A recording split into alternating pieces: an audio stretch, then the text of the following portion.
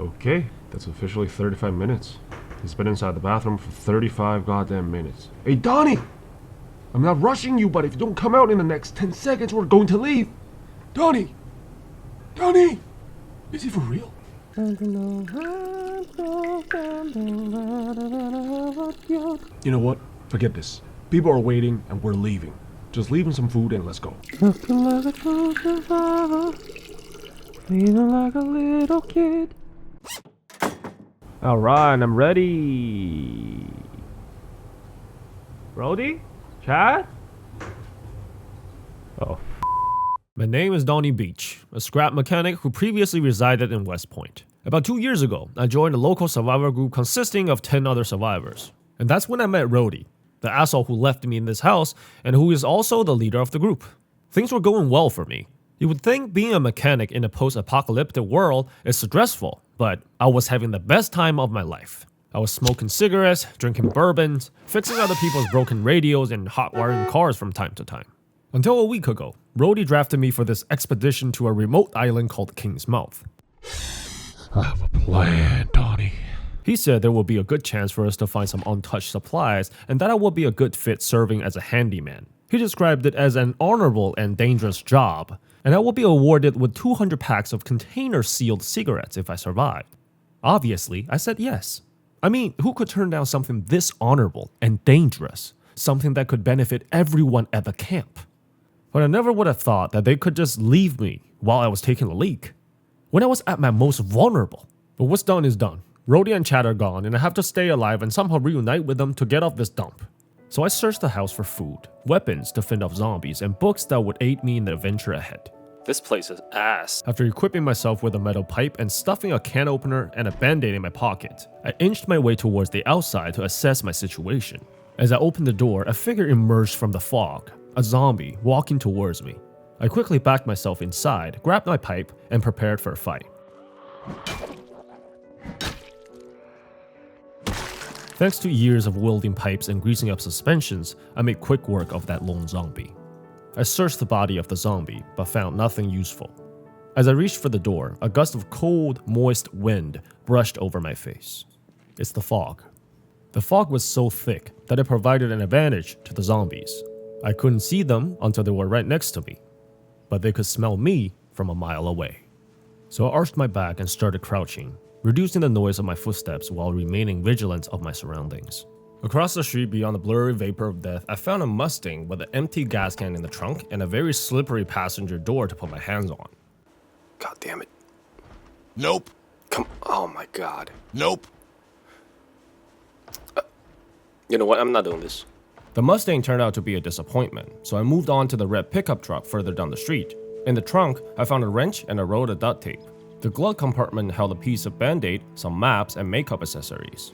Under normal circumstances, maps are great. They contain detailed geographical information. However, in my case, being stranded on a remote island surrounded by nothing but seawater, they were of little use. So I took the band-aid, left the maps behind, and made my way to the neighboring house in an attempt to find more supplies. The house was barricaded, its doors sealed shut with planks and nails. This could have been the works of previous owner or survivors who inhabited this house long ago. It has been 10 years since I last read about King's Mouth in the newspaper. King's Mouth, the perfect vacation destination and paradise island of the Caribbean. All-inclusive resort plus flight for only $199 tax may apply. Man, imagine coming to this place expecting a good time only to end up biting each other's faces off. That's crazy. Oh! The horror these people must have experienced, witnessing a family member or friend transform right before their eyes, is unimaginable. I wouldn't wish that upon my worst enemy, not even Rody. After taking care of the zombie that gave me a heart attack, I attempted to loot the body. However, the noise from killing the zombie attracted unwanted attention, so I followed the sound, hoping to eliminate the threat before it drew more zombies to my location. But it was already too late. The noise had attracted a small group of zombies from the upper level of the house. They walked right past me in the living room, unaware of my presence, and went straight to the laundry room.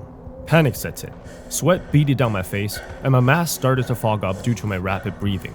I knew I needed to get out of there, so I re-entered the kitchen and jumped out of the window. To my surprise, there were only 2 zombies standing at the front of the house. I raised my pipe high and struck them down as quietly as I could. I looted the bodies and found a classic wristwatch. Although it may not display the date like a digital watch, it is still a good find because now I can tell when the sun is going to set. I hopped the short fence and approached the next house to seek shelter. I could hear banging noises coming from the inside of the house, meaning it had already been taken over by an unknown number of zombies. I knew I needed to clear them out before I could loot anything, so I set to work. Little did I know, I was walking into a death trap. Behind me. Oh, there's so many. Zombies were pouring out of this 1,500 square foot home in overwhelming numbers. I hadn't thought the housing crisis would still be a thing in a post-apocalyptic world. Unable to fend them all off safely, I took off running, hoping to lose them amidst the fog and dense vegetation.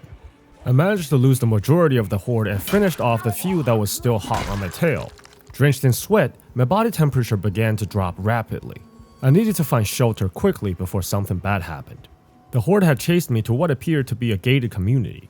Following the passageway, it led me to an enormous mansion surrounded by fences made of stones and metal bars. The lot sizes of these houses are incredible. If none of these Walking Dead situations had occurred, this place could easily sell for $15 million or more.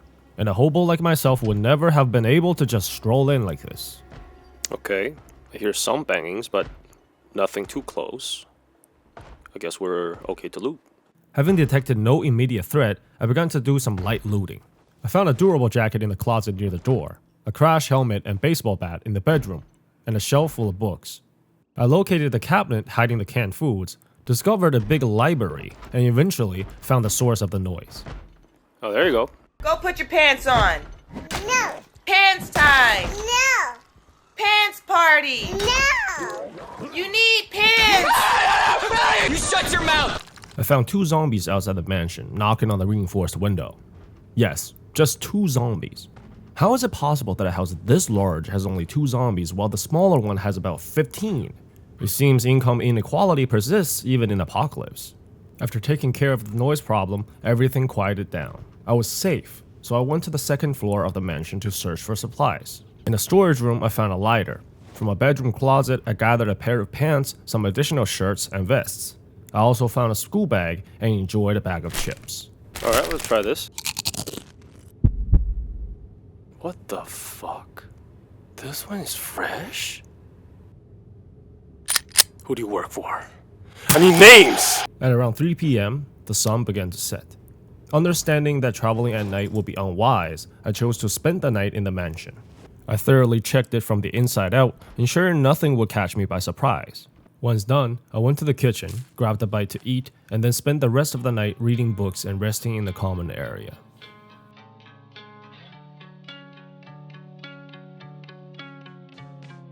What's the point of living without dying for an ego? So we validate our fantasies to feel like we are special inside.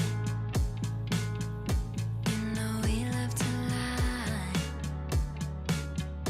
but we're all gonna die, decompose into the petals into the lines. The bees will use our flowers for whatever they like. By around 5:40 in the morning, I ventured out. I knew it was still dark outside, but sitting in pitch darkness listening to Julia Ivy, it was just too depressing, okay? I needed to do something else. My plan was to explore the neighboring house to see if I could find items that would actually benefit me. Things like an axe, generators, sledgehammers, or even a blowtorch. As a mechanic, I'm destined to weld, to build. I wasn't about to sit in the room singing "We're All Gonna Die." It's a beautiful song, but I'm not at that point yet. Now this house looks even bigger than the last one, with a green room and a garage, which seems very promising. However, as I was rummaging through the drawers in the living room, I heard loud bangings. The kind that suggested the door was about to be taken down. That sounds like a lot of zombies. It's like from all directions too. Oh, okay, that's one. Oh, there's another one right here. Don't see me. Oh. Okay. I decided to confront the 2 zombies in the small library at the far end of the house. However, the sound of me hitting them in the head attracted more zombie from the upper level. I was getting surrounded, and things were looking really bad. I'm trapped. No! Oh my god! Get out of here! Oh! Don't get grabbed. Holy shit, that's a lot of them. Where's the door? Okay. Amid some panic and struggle, I managed to get myself and the zombies out into the open. I tried to think out their numbers, but they were faster than I expected. With no other choice, I had to bail to the green room on the other side of the house to regroup. Today, I learned a valuable lesson. Never enter a room with only one exit to fight zombies unless you are absolutely sure it's safe. Now, things over here at the green room are much more manageable. I found some 9mm ammos and a handgun on the zombie I killed. In the kitchen, I located a few cans of food, and overall, there weren't too many zombies. My lazy side wanted to simply block off this section of the house and call it a day, but thoughts like that could eventually get me killed in the most absurd way possible. So I went from room to room, clearing out zombies as I encountered them. On the second floor of the building, I found a hiking bag tucked away in a closet. I was thrilled to find it as it offers more space for resources. And it is not invisible like the school bag I got. Look at how immersion breaking that thing looks. Then I put on more clothes. Half of the weight I was carrying comes from the fabric at this point. Why did I do that? I don't know. I don't remember. I suppose I just wanted to feel more protected. I then returned to the library to check on the zombie situation, but it seems that a small horde had wandered off. So I did some house cleaning and started rummaging through the items in the garage. And boy, this garage is an absolute juicer. I found pliers, screwdrivers, bolts, nails, hammers, guns, ammo containers, an axe, a propane tank, and a propane torch, and things that I don't even know how to use yet. Auto shotgun. Frenchie, what is this? Well, one thing is certain. With these many tools and nails, I can just block off the whole section, like the whole house if I wanted to. And that's exactly what I decided to do. Since I don't have enough experience to make fences and doors yet, the only logical option for me was to start chopping down trees. And that's what I did.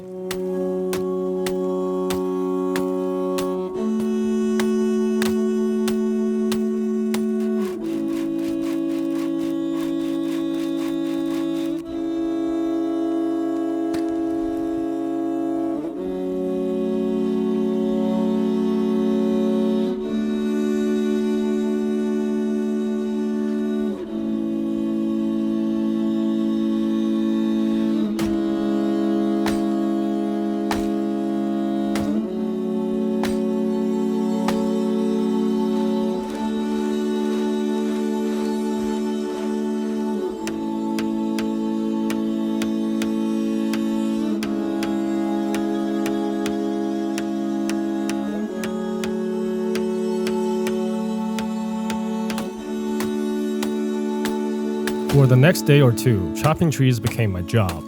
I chopped during the day and disassembled furniture at night.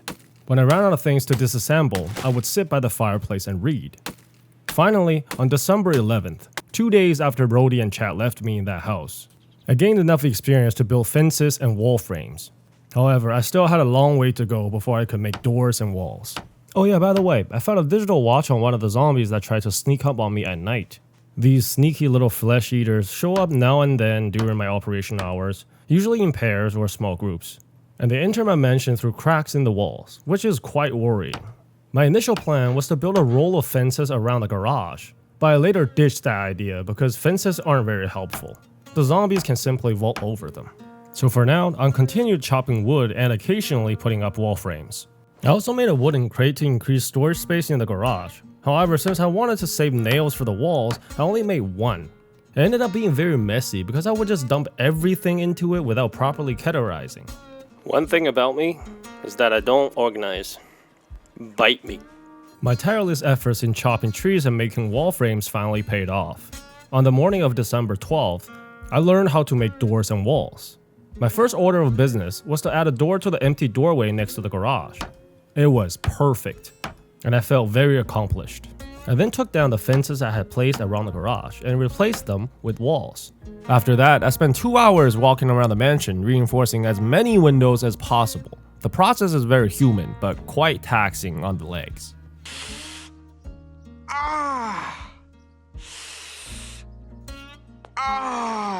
Dun, dun, dun. Oh my god. Can you not? How do you get in? Man, I really need to seal the... Oh my god, there's another one. But he got a cool hat though. I want that hat. And it's mine. Giggity. Remember what I said about zombies coming through the fences and getting into my mansion? Well, that issue is becoming more pressing as hours go by. Yeah. Where are you guys coming from? It was getting worse that day. Not only I was getting tripped up on more often than ever, but I also had random whores showing up at my doorstep.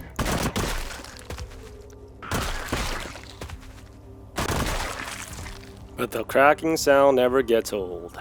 I reached into my pocket with my blood-covered hand for a smoke. As the nicotine rushed through my body, my anxiety started to fade. My arms were so sore from all the chopping and swinging. I needed a break. So after finishing up on the walls on the east side, I went out to explore. Following the road, I came upon what looked like a storage area. Now, it was 4:30 in the afternoon, approximately 2 hours before it would get dark and dangerously unsafe for any outdoor activities. But I didn't care. Days of physical labors had turned me into a mindless machine. I checked container after container in search of valuable loot, but they were all empty. Everywhere I checked, there was nothing. Exhausted and furious, I persisted.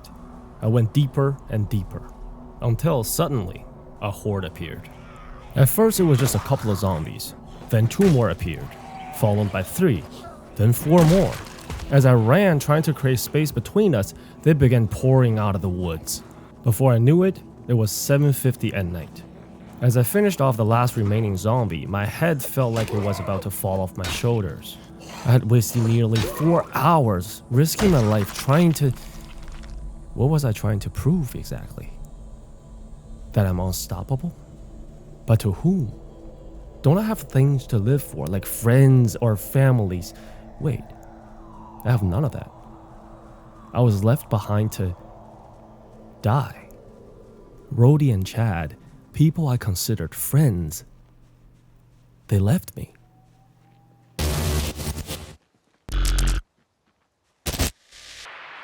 They fucking left me.